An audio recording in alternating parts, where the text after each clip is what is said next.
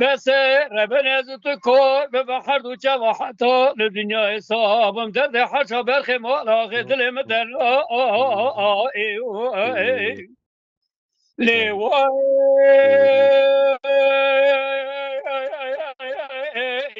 بس بوزرای خدا سرچیه شانس و طالع برخما رباوه مگل کرا خوده در راه قنات خوگرتی چه دای والگری آی ایرای راه پنجه خود کتار چه دای والگری آی کسی که خدا نی خیراتون جوابه که بده ابراهیم بگه آرخانی عبدا بگه را به وجه به وقتی دارا برخی مالا آغه دگرت در بکی ابراهیم آغه خستنه کشتن قاصد هر دو زری آی لیوای جانی هیلور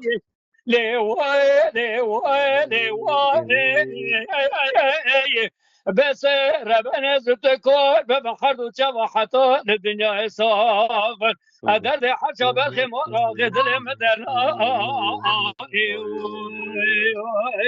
جانی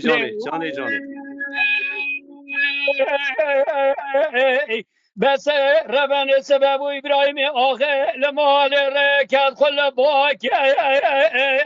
قرآنی چاوه منو تداهات کامه پس ما مبراج خورا رو اکر ایرا کامه پس ما مبراج خورا رو اکر محمد خلای بسیدنگا با دکی ابراهیم آخه با و باب منو لخل چه بخبته میرات عینالی تحتیک چاگه مبلا کرده وای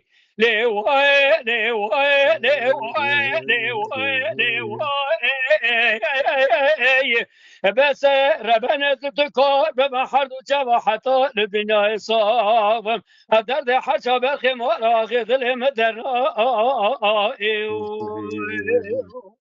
جانی هیلور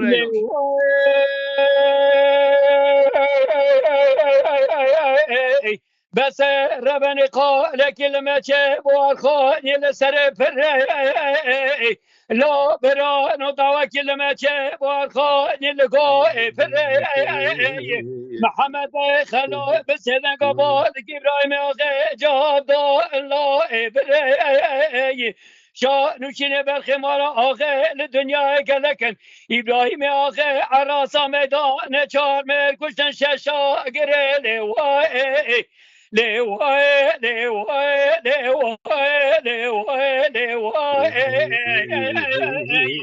بس ربنا زدكار ببحر دو جوا حتى للدنيا حسابم درد حشا برخ مالا غدل مدرنا